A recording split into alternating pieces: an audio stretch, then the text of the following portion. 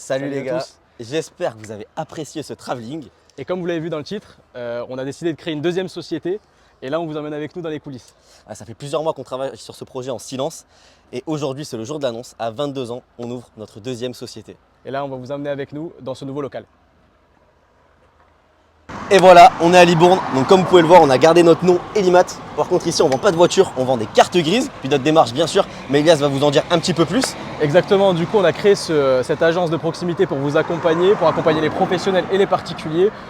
Pour les particuliers, vous avez les cartes grises, les changements d'adresse, les duplicata en cas de perte ou de vol. Vous avez déclarations aussi de cession. des déclarations de cession. Pour les professionnels, vous avez les déclarations d'achat, les W garages et les importations de véhicules de l'étranger. Oui, bien sûr, particuliers et professionnels peuvent importer des véhicules de l'étranger. Par contre, l'immatriculer en France, c'est une démarche qui peut être parfois complexe. Et donc nous, on est là pour vous accompagner pour que tout se passe au mieux et que votre véhicule soit immatriculé en France. Exactement. C'est ça. Puis une grande fierté d'ailleurs pour moi d'ouvrir à Libourne parce que j'avais mon lycée qui était à 500 mètres au bout de la rue. Donc beaucoup de souvenirs dans cette ville. Et puis je passais devant tous les jours en marchant. C'était il y a 4-5 ans je pense. Exactement. Et donc ouais, très grande fierté. Ouais. Exactement. Et à noter qu'on est sur l'avenue principale. Là, vous voyez qu'il y a quand même beaucoup de trafic. Ouais, l'avenue qui mène jusqu'au centre-ville de Libourne. Exactement. Donc voilà. Donc si vous voulez, on peut rentrer. On va vous montrer l'intérieur.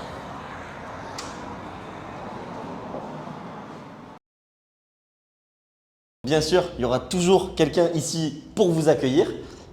On va surtout vous raconter comment l'idée est venue, parce qu'on est là pour ça. Donc je vais laisser Elias prendre la parole pour vous expliquer tout ça. Alors c'est très simple. L'année dernière, on a dû acheter notre première voiture au lancement de Elimat Auto à Béchac. Et on avait un problème qui s'est posé, c'est-à-dire que quand on est professionnel, on ne fait pas de carte grise, on fait des déclarations d'achat.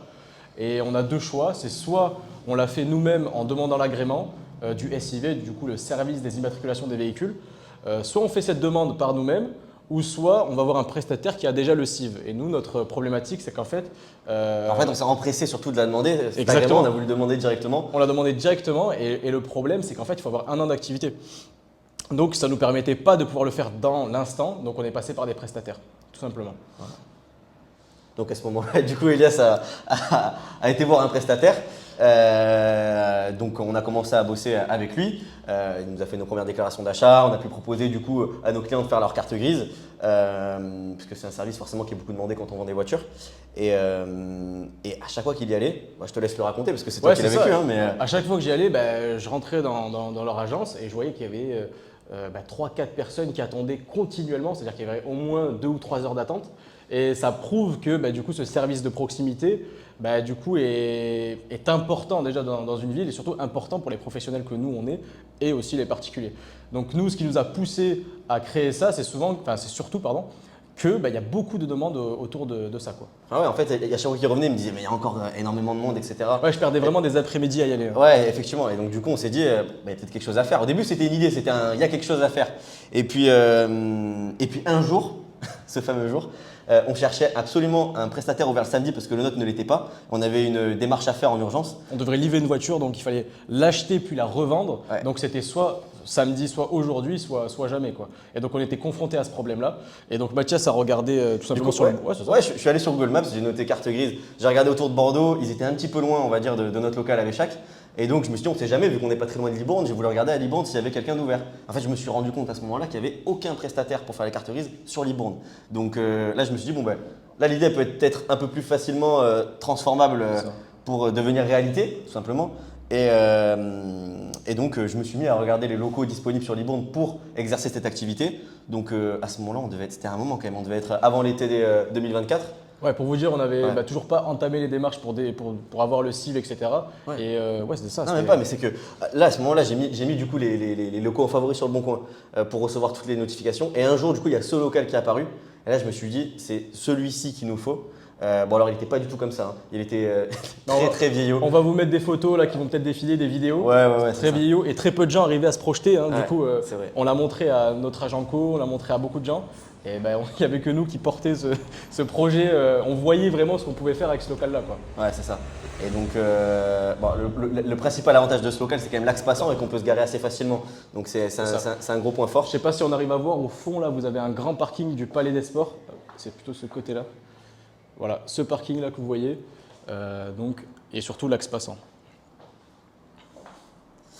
du coup, on s'est dit il y a quelque chose à faire. Donc on a contacté du coup le propriétaire, parce que c'était pas par une agence, on est passé en direct avec le propriétaire, qui n'était pas forcément fermé à notre profil.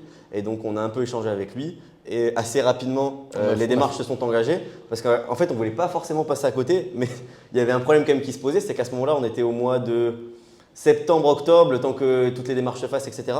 Et que on n'avait toujours pas un an d'activité, donc pas la possibilité d'avoir l'agrément. Et là, on était complètement bloqué à ce moment-là. Exactement. En fait, on avait une belle opportunité, mais pas l'agrément. Donc nous, ce qu'on a décidé de faire, c'est simplement c'est de prendre quand même. Ouais, mais il faut le dire, parce que les autres locaux sur Libourne étaient plus chers et moins bien placés. Et moins bien placés, moins sympa pour l'activité. Et donc on s'est dit, peut-être il vaut mieux, même si on n'a pas l'agrément, payer des mois de loyer dans le vide. Et on avait sécurisé de ce local-là. Exactement. Parce que c'était un des meilleurs. Pour vous dire, Libourne, c'est une ville moyenne, c'est pas une très grande ville. Il n'y a pas des locaux qui arrivent tous les mois. C'est vraiment, il fallait faire ce choix-là et le risque, on l'a pris. Le risque, on l'a pris. Après, bon, c'était un risque quand même assez mesuré parce que finalement, on savait que l'agrément, on allait l'avoir au bout d'un an d'activité. On cochait bien tous les critères pour l'avoir. On savait qu'il allait prendre du temps à partir du jour de la demande à arriver, mais on savait que logiquement, on avait 99% de chances de l'avoir. On a quand même pris le risque, on a foncé. Heureusement, le risque à payer, parce que sinon on serait peut-être pas là pour vous en parler. Exactement. Et pour vous dire, on a discuté avec des professionnels autour de nous pour savoir combien de temps prenait l'agrément, parce qu'on savait qu'on pouvait l'avoir, mais on ne savait pas en combien de temps. Et ils nous ont tous dit que c'était extrêmement long. Je me rappelle, c'était. On parlait d'un an, etc. Exactement. Et donc là, ça nous a fait un peu peur parce qu'on avait déjà signé le bail. On a foncé tête baissée. On avait signé et on n'avait toujours pas demandé l'agrément. Et donc, la première chose qu'on a fait une fois qu'on est sorti de chez le notaire là, en ville, c'est qu'on a demandé l'agrément, du coup, tout simplement. Ouais, donc à ce moment-là, du coup, la demande était lancée. On ne savait pas pour combien de temps on allait en avoir. Et puis, pendant du coup, ces semaines qui passaient, on essayait de se renseigner un petit peu autour de nous. Donc à ce moment-là, du coup, c'est là où on nous disait justement un an, tout ça. Et puis donc Elias essaie de relancer assez correctement, on va dire, parce que c'est une dame qui est responsable, si j'ai bien compris, sur la Nouvelle-Aquitaine de tous les délivrements d'agréments. Une dame, non, c'est pour la Gironde. Donc la Gironde. C'est par département. Et c'est une dame qui est overbookée, qui a vraiment beaucoup de demandes à traiter, des demandes moins sérieuses et d'autres plus sérieuses. Et donc elle les priorise en fonction du coup du rapport qu'on a avec cette personne. Et j'ai tout fait pour… je peux vous dire, il a brossé dans le sens du poil et ça allait très très vite. C'était soit ça, soit on attendait, on n'aurait pas ouvert maintenant. Donc en gros, c'est ce qu'il fallait faire et c'est ce qu'on a fait. Donc après, j'étais assez rassuré parce qu'elle me répondait assez rapidement, etc. Donc rapidement, on s'entend, ça reste des fonctionnaires. Ça reste des fonctionnaires.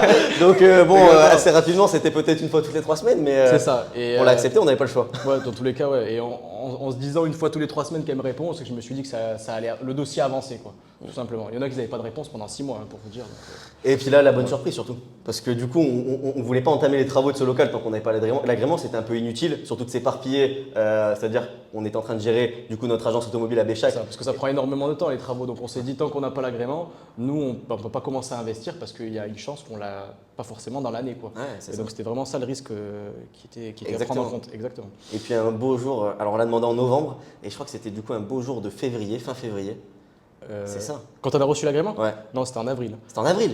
Ah ouais, donc en fait on a mis 6 mois, je pensais que c'était 4 mois. On a mis 6 mois. Ok. Mais après, en gros, non, c'était en février. Oui, c'est ça, tu as bien raison. C'était en février qu'on a reçu une préacceptation. Oui, une préacceptation, exactement. Elle attendait un retour du Trésor public. Exactement. Ouais. Donc elle avait fait son… En février, on savait que c'était bon. C'est ça, elle avait fait son boulot et on était validé. Et après, c'est envoyé plus haut dans le ministère de l'Intérieur, je crois, et du Trésor public. Et c'est là où ils valident et c'est là où ça met le plus de temps. Mais ça a mis 2 mois et demi, je crois. 2 mois. Donc en avril. En tout cas, on a eu 4 mois. Ouais, sans réponse. Oui, 4 mois sans réponse, mais on savait qu'on l'avait. Donc c'est là, à partir de maintenant, qu'on a commencé on a commencé à se renseigner un peu sur comment on allait faire les travaux, etc. En fait, on s'est penché un peu plus sur tout ça, tout simplement. Parce que pour vous dire, même à ce moment-là, du coup, on n'avait jamais utilisé le logiciel du SIV, donc on ne savait même pas faire des démarches d'immatriculation. Bon, du coup, depuis, on s'est formé, donc maintenant, c'est plus un problème, heureusement. De toute façon, depuis, j'en ai fait déjà pour Béchac, pour nos clients. J'en ai fait plus d'une 60aine et plus la formation que j'ai fait. Et là, depuis avril, donc ça fait déjà 2 mois et demi, 3 mois que j'en fais. Et en tout cas, nous, là, c'est bon, on est prêt pour vous accueillir en tout cas. Ouais, complètement. Parce que du coup, c'est vrai que… Après, ça n'a pas été facile de faire les travaux. C'est ça qu'on s'est dit aussi, c'est que nous, de base, on aurait pu faire intervenir des artisans, mais nous, on a fait le choix de tout simplement de le faire nous-mêmes. Est-ce que c'était un bon choix ? On va en parler un petit peu. Alors… L'avantage de ce choix, c'est que ça nous a fait économiser de l'argent, bien entendu. Aussi, il n'y a pas que nous, heureusement, on est bien entouré. Du coup, on a des amis, de la famille qui sont venus nous aider. On est très bien entouré. Merci à tout notre entourage. Et surtout Mano derrière la caméra. Et donc, Donc ils nous ont aidés sur tout ça, c'est-à-dire pour les travaux, même pour la mise en place, etc. Donc ça c'est vraiment un travail de toute l'équipe et surtout aussi de notre entourage, etc. Mais pour vous dire franchement, ça n'a pas été de tout repos. C'est-à-dire que dès qu'on a commencé à partir d'avril, même je pense que le propriétaire, s'il avait su qu'on n'avait même pas l'agrément, il nous aurait même pas fait confiance. Ouais, exactement. Et ça on l'a pas dit parce que si on le dit, c'est. Ah, on a pris un risque. Ouais, exactement. C'est Mais ça. bon. Et donc on l'a fait nous-mêmes pour surtout économiser les frais que les artisans peuvent prendre. Et surtout on s'est dit aussi, c'est toujours bien de le faire soi-même parce qu'il y a aussi une On a appris, mine de rien. Ouais, on a appris beaucoup de choses. Il y a une dimension de fierté et surtout maintenant on sait faire des travaux qui sont, en tout cas de rénovation, pas de gros travaux, mais de la rénovation on sait faire. Donc ça c'était top. Mais la question qu'on se pose maintenant, c'est est-ce que c'est une bonne idée de faire les travaux soi-même? On reste mitigé là-dessus, je pense qu'on ne le refera plus parce qu'on a de moins en moins de temps. Du coup, en fait, ce qu'on faisait nous, c'est qu'on était aussi à Béchac.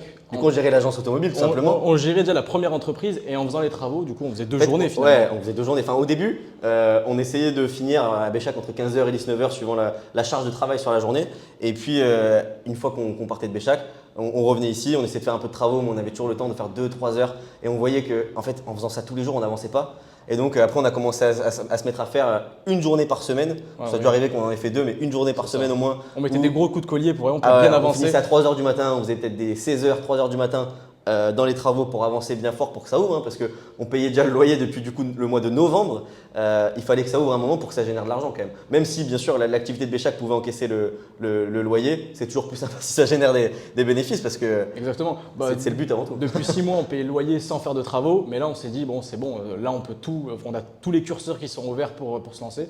Donc on s'est dit on mettait des bons coups d'accélération pour vraiment finir ça. Ouais. Et donc voilà. Bon, l'avantage, quand on rentrait à 3h du matin, on rentrait vite sur Bordeaux parce qu'il n'y avait pas grand monde sur la route. Ouais, c'est ça. Après, il faut se dire les gens dorment. Hein. Après, il faut se dire que nous, on est jeunes aussi. C'est-à-dire qu'il y en a qui sont en boîte jusqu'à 6h. Nous, on était au travail jusqu'à 6h. On y pensait. Quand il était 2h du matin, on se disait, mais t'imagines, là, ils ont les mêmes ambitions, ils veulent faire les mêmes choses que nous. Mais à ce moment-là, ils sont en boîte en train de danser ou de se mettre dans un état second. Et donc, c'était quand même une certaine motivation pour rester un peu plus tard.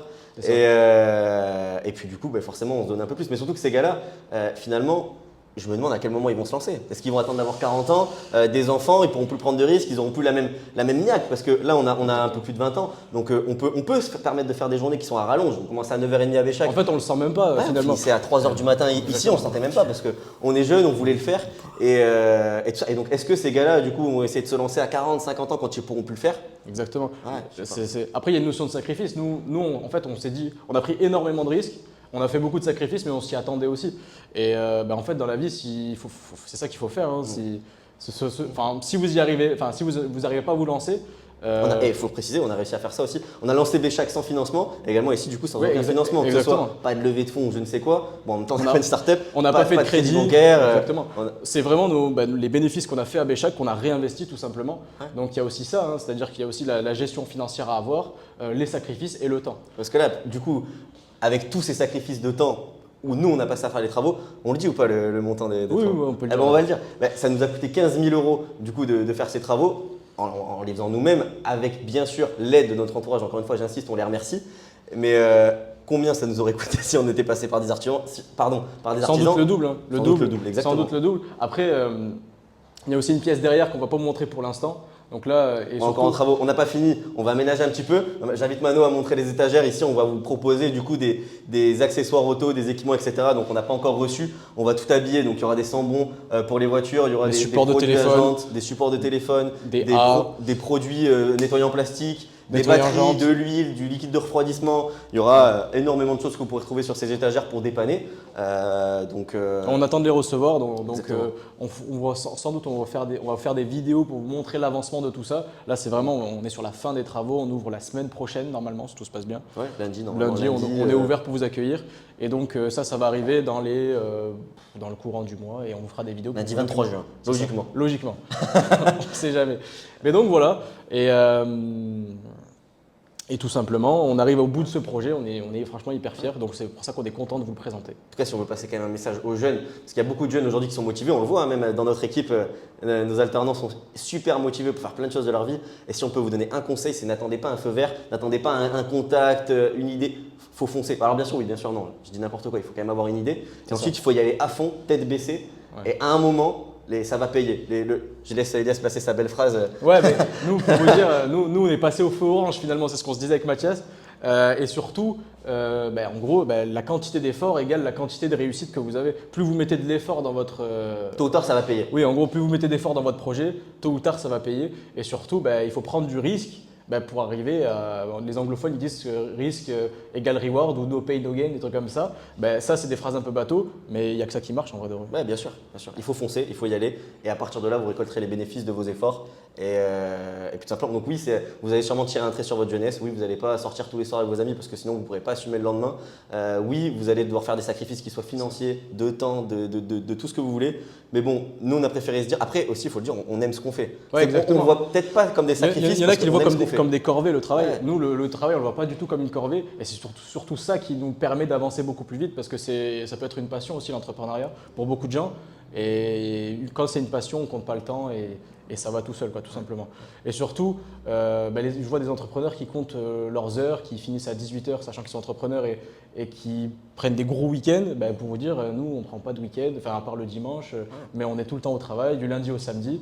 Et s'il faut finir à 3h ou 4h du matin… Mais le lendemain, on doit quand même rattaquer la journée à Béchac, il fallait ça. être là. Et ça, il faut le quantifier, c'est des sacrifices. Et ça, personne ne vous le dit sur Internet. La majorité des gens, ils vous disent que l'entrepreneuriat, c'est rose, c'est beau, vous allez gagner énormément d'argent. Mais derrière ça, il y a beaucoup de travail, surtout sur les premières années du lancement. C'est vraiment là où il faut donner le plus gros coup de collier. Il faut lever les manches. Exactement. Il faut faire les travaux, vous levez les manches, vous prenez de bonnes perceuses, des outils, un bon coéquipier, et puis on y va à fond. À fond, les gars. Tout simplement. Donc voilà, on arrive à la fin de la vidéo, je pense. Ouais, je pense qu'on on a tout traité. Faut le dire, c'est quand même une fierté pour nous. Comment ? 15 minutes. 15 minutes, ok, 15 minutes. Bon, top. Mais ouais, parce que fierté pour nous, pourquoi ? On vient de faire notre première vidéo sans quête. Ouais, exactement. Magnifique. Donc une première d'une longue liste. D'ailleurs, abonnez-vous. On va vous montrer du coup la rentabilité de ce point de vente aussi. On aimerait bien vous montrer ces chiffres-là. On aimerait bien aussi vous montrer… Construire chaque mois, vous donner les chiffres. Donc forcément, on ne s'attend pas à des chiffres exorbitants sur le premier mois. Alors, on sait très bien que ça reste quand même un grand projet, mais ça ne sera jamais un projet à l'ampleur de notre agence automobile à Béchac qu'on veut faire évoluer, etc. C'est un projet secondaire. Non, ce n'est pas un projet secondaire.